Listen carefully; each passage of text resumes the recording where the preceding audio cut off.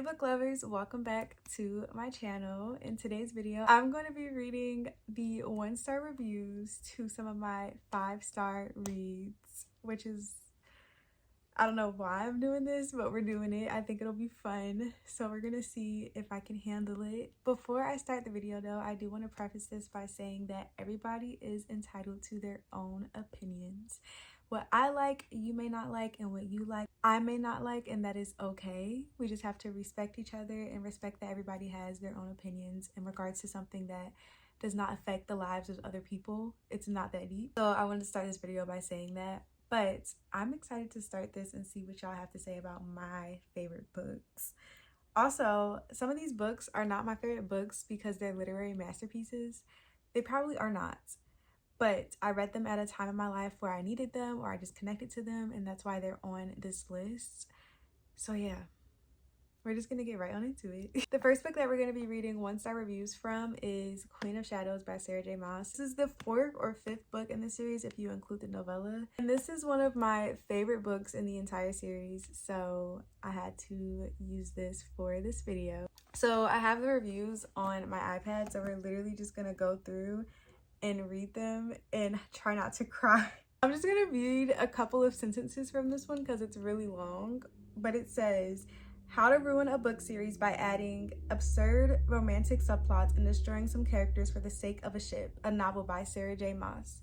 Prepare yourself for the Queen of BS. This one was definitely my most anticipated book of 2015, and reading it was an absolute torture. I'm outraged and sad and deeply disappointed that one of my favorite series is now such a piece of crap. But I'm certain that I am done with Sarah J. Maas's work. What she did to this series, to its characters, is an insult to the readers. This is not a book, this is poorly written fan fiction of the Throne of Glass series." If you listen closely, you can hear Sam and I don't know how to pronounce her name, I forgot it, but her yelling that they didn't die for this ish. Wow. This person is very angry. They did not like the direction that the book took. The series does start off in a different way than the way it ends, but I just found that to be like very creative. Maybe, I don't know the lore of Throne of Glass, so I don't know if fans were writing fan fiction and then the author was just like felt pressured by fans to put certain plots in the book or anything. I have no idea about any of that, so I don't know the lore. I was not an OG Throne of Glass reader, so I have no idea about that one. But the next review says, "Girl, bye, why can't I say the word? I roared as I climbed atop my wyvern and left the Throne of Glass fandom." Okay, she's gone. This one says, "I don't like giving books 1 star, but for me, this one deserved it. It was a long and boring..." What? Oh. "It was long and boring, and what Sarah J. Maas did to some of her characters was absolutely ridiculous. I skimmed through most of the book because it was so boring and upsetting to me that I just wanted it to be over already. Honestly, the only reason why I got to the end of it was because I still care about some characters. I'm not sticking to the series anymore though. I don't want to go through all of this again. To be honest, I wish I hadn't started this book at all. I already got too much stuff to be bitter about." Ew. Yikes, Larissa. Wow. Okay, I think that this is about I want to say that this is about maybe Aelin not ending up with Dorian and then what happened to Kale, because I remember reading the first 2 books and I really liked him with her. And then in the third, or no, he wasn't really in the 3rd book that much, but in the 3rd book he kind of was like bashing her a little bit. And then Queen of Shadows is when she got back to Adarlarn, however you say the kingdom name. She got back to the kingdom and he was like acting weird towards her. She was acting weird towards him, all that good stuff. So I can see why people are mad about that because I myself was confused. I felt like when I read this book, I did feel like his character wasn't the same person we met in Throne of Glass. It felt so out of character. So I will agree with that. I can definitely agree with that. But he was such a side. Like, I was so caught up in this story. I feel like the story is still so good despite that. But I do, if you are, like, if that was your number 1 reading the book and then that happened to him, I could see why you would want to give the book a 1-star review. Because, like, that's my favorite character in the book and he's not even acting like himself. and it's not being talked about. So yeah, I can see why people are upset about that, if they're mad about that situation. That's what it's given though. They're all talking about messing up the character. So I think they're talking about Kale, and I think that's how you say his name. I used to say Cho, and then I listened to something and it said Kale, and I was like, what is this? But I think that's why people are upset, because of what happened to him. And it makes sense. So I don't necessarily care that much about that. That's why it's still a 5 out of 5 for me. But some people do. Okay, this one says 3 stars, and that's me being generous. First of all, let me say Kale deserved better. Hashtag Kale Defense Squad. I was extremely disappointed by this book. Honestly, Kale and Dorian are the only reasons I put up with it. Everyone felt completely OOC, especially Aelin and Rowan. God, Rowan? Reading his point of views felt like I was stuck inside the brain of a hormonal teenager, not some ancient and powerful Fae warrior. I liked their couple name, Rowan and Aelin, as a bromance in Heir of Fire, but after putting up with them in Queen of Shadows, I'm just like, nope. Also, buy Rowan a shirt 2016. I'm not giving up on this series because I want to see what happens with the Ward Keys in Erewhon, but I'm not as excited about it as I was before Queen of Shadows. Okay, so this person's mad about Kale again and Dorian. And I was upset about what happened to Dorian. Oh, they probably are mad about what happened to him in this book too. Yes. I was upset. Yes. But sometimes people have to get hurt. Sometimes people have to get hurt in books for them to be entertaining. I don't know. I completely disagree about Rowan. I personally love Rowan, and I'm gonna eat it up every time. Keep him without a shirt, please. Because he is a Fae powerful warrior, and his body is given that. Yeah, I like them together. I don't agree, but I agree on some points, but I don't agree on the Rowan part. And that's it for Queen of Shadows. But overall, I think the main issue that people have with this book is that they didn't like the direction that Kale and Dorian's characters took. And I can see that. I can completely understand that. I can see that. I think Dorian's character, that direction helped him with a lot of personal character growth. So I think it was necessary. And not necessarily necessary, but it made the plot more interesting to me. It made the stakes a little bit higher. And Kale definitely was not acting like himself. He was definitely different, but he was not my favorite character to begin with, so I didn't care that much. But I could see why someone would care if he was their favorite character from the jump. So I'm not mad about those reviews, if I'm being honest. I thought they were a little giggle, and I could see where people were coming from with their feelings. Okay, so the next book that we are going to be reading the 1-star reviews for is Before I Let Go by Kennedy Ryan. I read this book last year, and I just immediately fell in love. I think I just read it at the right time. I needed to hear a lot of the stuff that happened in this book, and this was one of the first Black romance books that I read where I was like, wow, like I feel seen. So I think that's why I rated it so highly.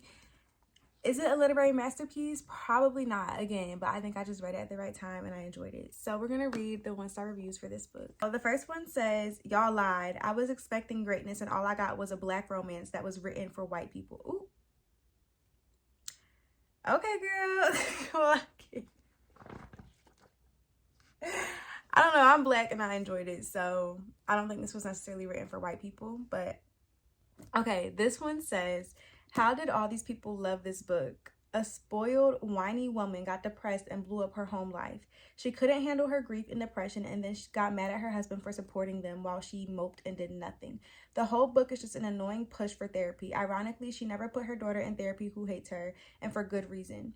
This book is boring and repetitive. I literally scanned the second half trying to push through and not DNF. I was curious how it would end. Her best friends were made at yoga a few years ago, and somehow they are still beginners who are shocked that their friend has advanced. There was so much more to hate, but I have wasted enough time on this drivel of a book. She wasted enough time on this book. Yeah, I think people handle grief differently, so it's hard to judge. With that, everybody handles it differently. I have nothing to really say about that one. This person said, I hope they get another divorce. That is crazy. No, I hope they get their happily ever after. I love the guy character in this book. Wow. That's sad. I don't know. I don't know. Some people don't like it. I love this book personally, and all people that I know that have read this book also loved it. So to each his own for that one. I think it's a good book though. I still stand by that. I have to reread it, of course, but I think I would still at least give it a 4 out of 5 stars. I don't think I would drop it all the way down to a 1 if I reread this book. So the next book we are going to be reading about is one that I read this year and fell in love with, and that is Magnolia Parks by Jessa Hastings. This book, yeah, y'all know you either love it or hate it, and I happen to love it. I gave it 5 out of 5 stars. Be mad at me if you want to. This is the type of stuff I like to read. At least I don't like the cheating trope, but in this book it's okay. It's like watching Gossip Girl. If you don't like Chuck and Blair and you are like, ew, I don't want them together because they're so toxic, you're not gonna like this book, is how I feel about it. Because even rewatching Gossip Girl, they're so toxic. Like in real life, should they be together? No, but I like to watch it. It's entertaining. I don't know. So we're going to be reading about the 1-star reviews about Magnolia Parks. This person said, the writing style in this book was hideous. When I say that none of the characters that were presented had personality, I mean it. If Magnolia and BJ at least had 3 personality traits for each, then all of the side characters literally were the same person. All of their friends and other love interests were added only for minding Magnolia BJ's business and pushed them back together. Every time one of the friends was mentioned, I was confused because I didn't know if it was the new character or the old one.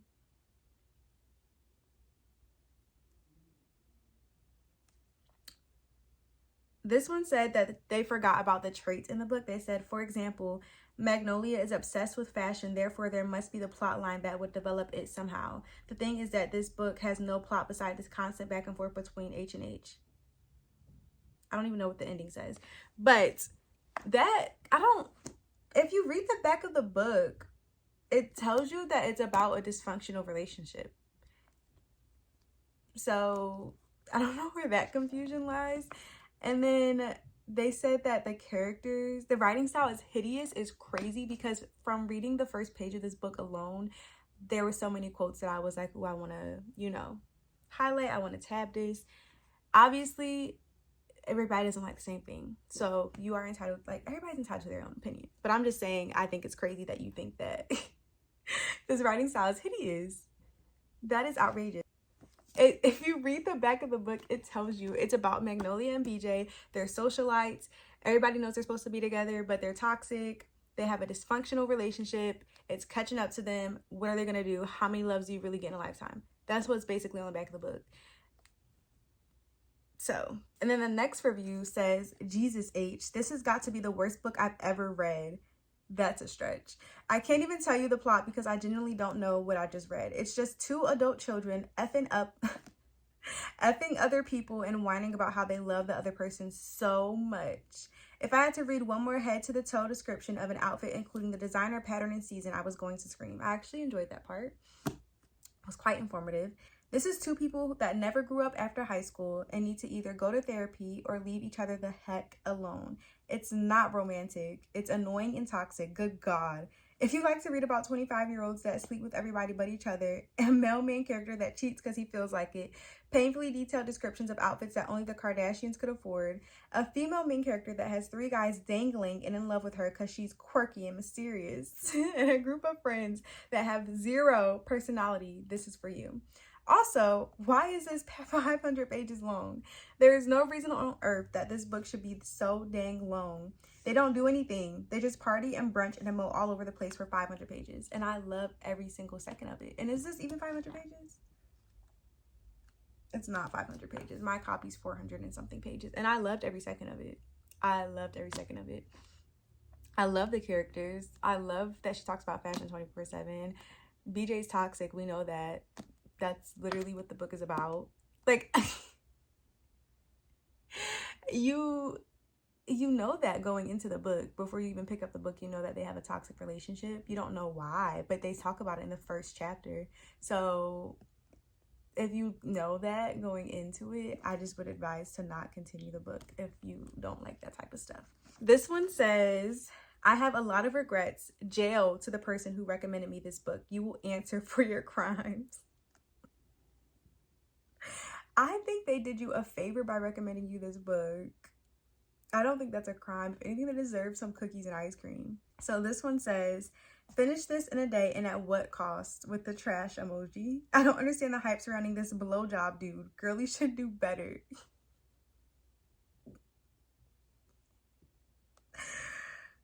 Oh, she definitely could do better, but that's her man and she's gonna stick beside him. Okay, this one says, I'm in pain, so much pain. I don't think you understand the type of pain that has you heaving on the floor crying. Do you know what trope I hate the most? Yes, the cheating trope. Then why would I read this when it's literally the main plot? The book is about a cardboard and a guy who has too much testosterone. They broke up because he cheated on her, so now they do what all exes do. Sleep in the same bed together, just sleeping, yes, and spend all their time together. Then she gets a boyfriend and he gets mad and sleeps with all of London.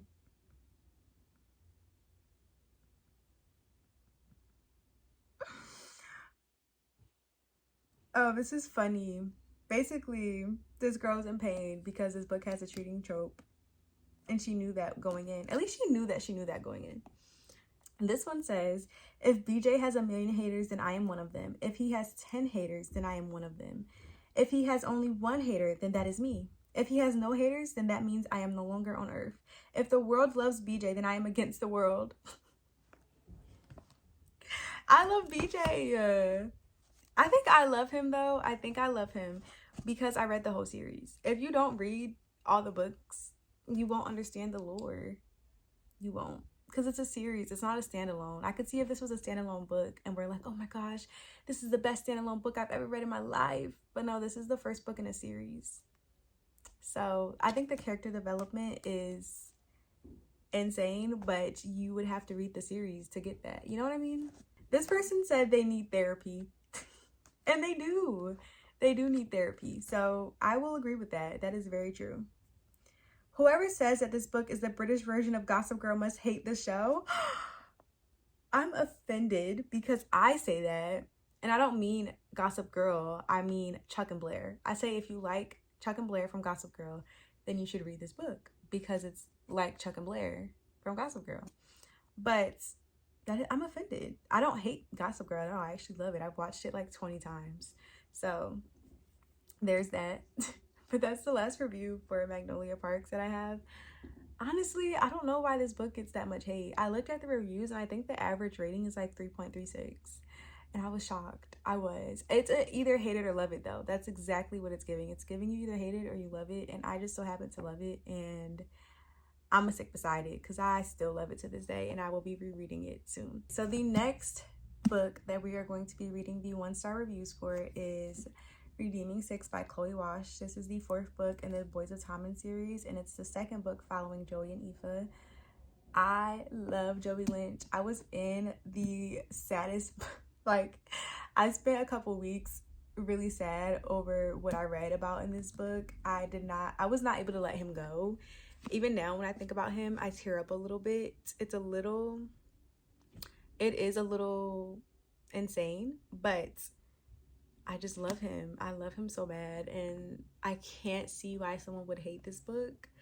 I understand, but I don't at the same time. So let's go in and see what people have to say about my Joey. Okay.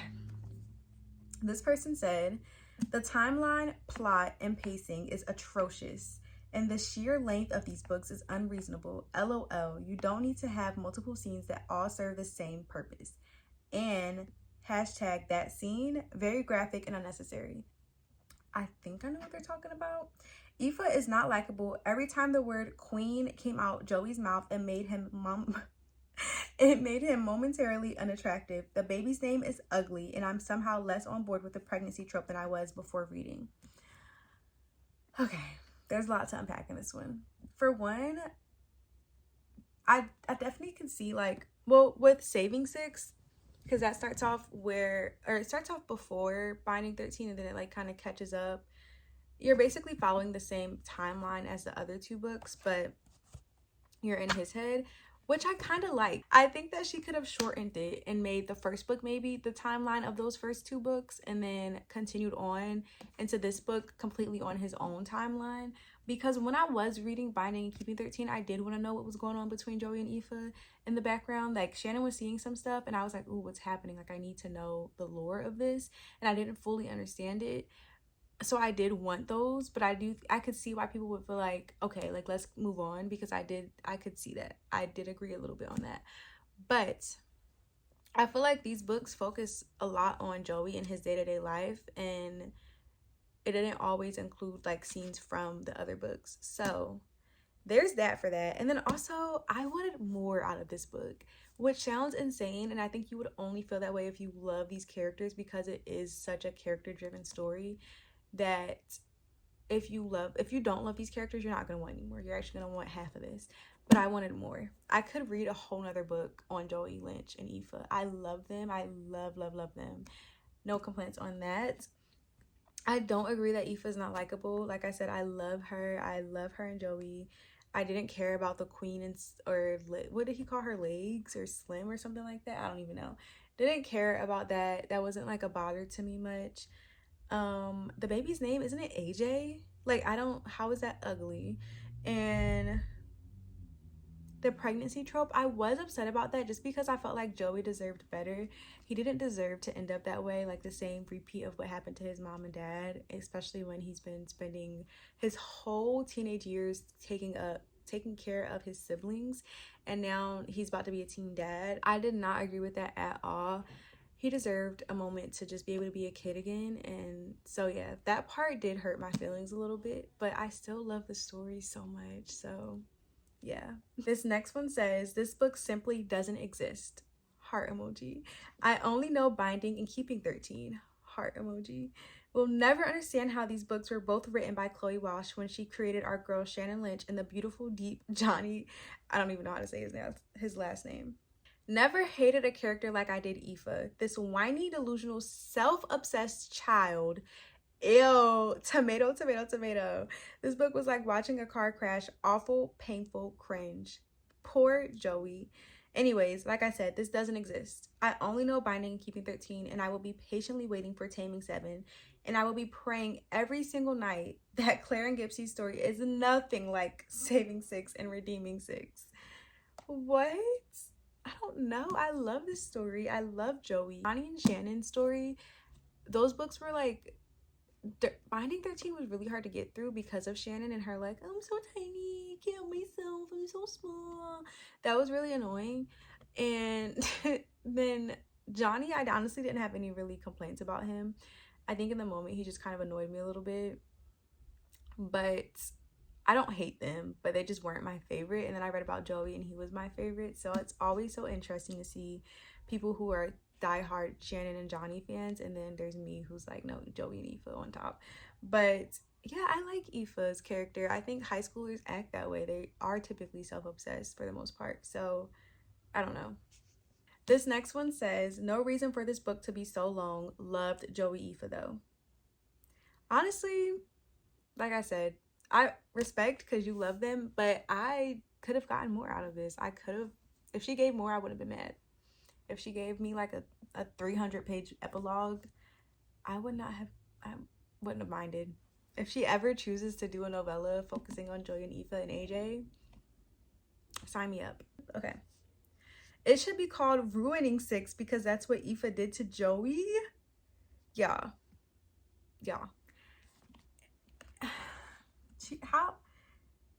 It takes 2 to tango, for one. It takes 2 to tango. And realistically, if Joey didn't have somebody like Aoife that was going to stand by him and not give up on him no matter what he did and how far he went, he would not have made it. If he didn't have somebody like Aoife to try to fight for, he would not have made it. So how dare you say she ruined him? She helped that man. I saw the 2 pink lines and slammed the book shut like my life depended on it. Honestly, can't be mad at that because, like I said, we wanted more for them, but that's what we were dealt, so we have to deal with it, and they dealt with it accordingly. I love them. I love them so bad, and none of these have changed my mind. The last and final book that we're going to be reading 1-star reviews for is Love in Other Words by Christina Lauren.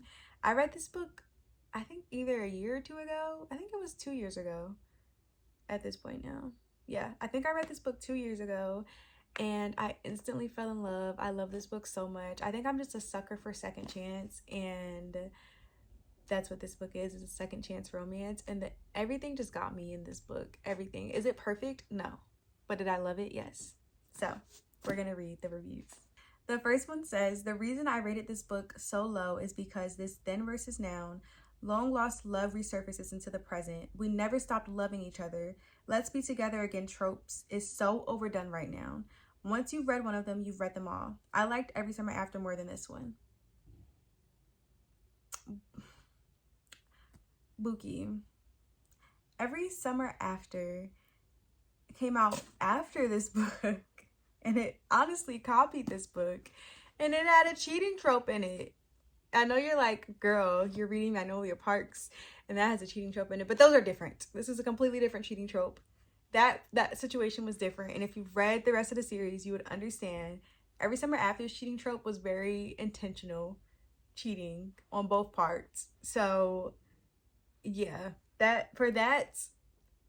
comment is invalid for that alone, because Every Summer After was low-key a knockoff of this book. So I'm just gonna skip that. I have nothing nice to say. I'm not gonna say it at all. Okay, the next one says, well, I hate it. Favorite part of the book is when it ended. What? I shed tears over this book. I can't believe people hate this book. It's just so cozy to me. It's so cozy. It's so loving. It's so heartbreaking. It's so nostalgic. I like the past more than I like the present in this book, but I still love the present. So I don't know. But the past was what made it more engaging and made it more exciting, because you're like, what happened? Why did they stop talking? So yeah. Okay. The next one says, this was extremely ridiculous. Changing my rating to 1 star because the more I think about this book, the more I hate it. Wow. I have to do a reread for these. I have to. This person said they want their time back. They want their time back. I want my time back is what she said. This person said, no, thank you. Nope. Seriously? I didn't like either of the main characters, and when I finally got to the part of the story where the reason for their separation is revealed, I wanted to throw the book across the room in anger. Like, what? Save yourself the time and skip this one. Like, okay. I was bawling when I got to that, but hey. This person said, this book was just not for me, I think. This wasn't the kind of second chance romance that I like. I like a lot of more angst and longing, and this book didn't have that. I feel like the boyfriend was just there to keep the story going and to keep them apart. Also, the reason they stopped talking was poorly written to the fact that it kind of disgusts me. I think the love story was cute, but it just wasn't an absolute favorite for me. I can kind of agree with that. I think a part of the reason they stopped talking definitely was concerning, and that was just kind of, yeah, I agree. That was just kind of swept under the rug, and I can definitely agree with that. I just love it still though. But that is the last review that we're going to be reading for today's video. These are all the books we read the 1-star reviews for, and honestly, I agreed with some of them and some of them I didn't agree, but I still love all of these books. I think one day I definitely will be doing a reread for all of these. These are all series and standalone books that one day I would love to reread, because I just think about them constantly to this day. So I know that one day I will get to rereading these, and when that time comes, I hope you guys are still around, because I will let y'all know how I feel. I will let y'all know if I change my mind about the books and I agree with these people, or if I'm gonna stick behind them, which as of right now, I'm sticking behind them. So sorry to disappoint if you didn't want that. If you've read any of the books talked about in this video, comment down below and let me know your thoughts on them, if you love them or hate them and why, because like I said, I would love to discuss. I think everybody's entitled to their own opinion, so I'm always curious to know how other people feel about the things, about just anything, honestly. Thank you so much for watching today's video. I hope you enjoyed it, and I'll see you in the next one. Bye.